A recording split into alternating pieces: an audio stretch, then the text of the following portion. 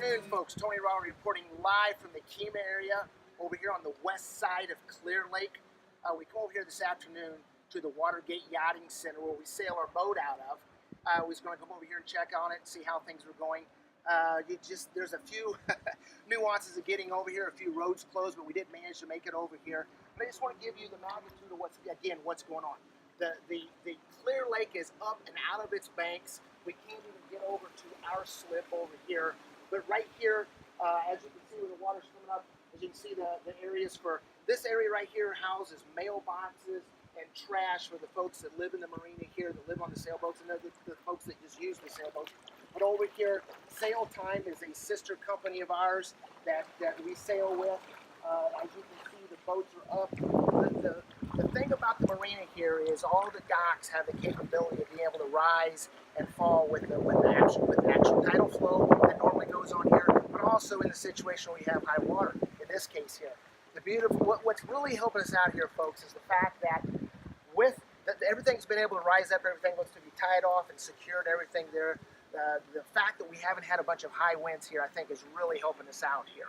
So, but the rain continues to fall here. We're still looking at maybe a couple more days. We're 4 days into this with all the rain coming. It's just relentless coming down. Roads are closed all over the place. So anyway, wanted to get over here and check out the marina.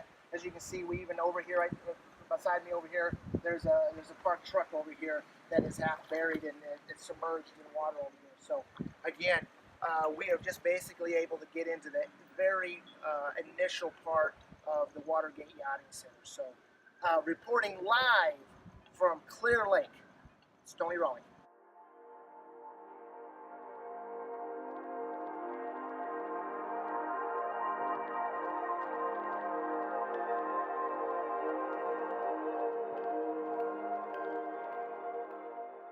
Good afternoon, folks. Still over here at Watergate Yachting Center on the west side of Clear Lake.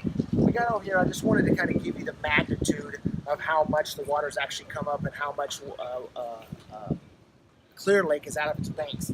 As you can see right here, this pier here that the boats get slipped up into, as you can see the gangway here that would normally get you up onto the dock here, that's actually usually where you would be walking down to get on the dock. And as you can see here, the gangway is jacked up and you'd have to walk up to get in it. Another thing too that really hits the magnitude of what's going on here, if you see this concrete pillar here that has the orange top on it, in normal circumstances, I would say if I was standing on this dock right here, that thing is at least 12 feet over my head, at least, maybe even further than that. So it just goes to show you, and those things are placed all over the place. There's another one right here, as you can see. Again, there's no way I could reach up or even jump up and touch those yellow cones under normal circumstances. They'd be way too high.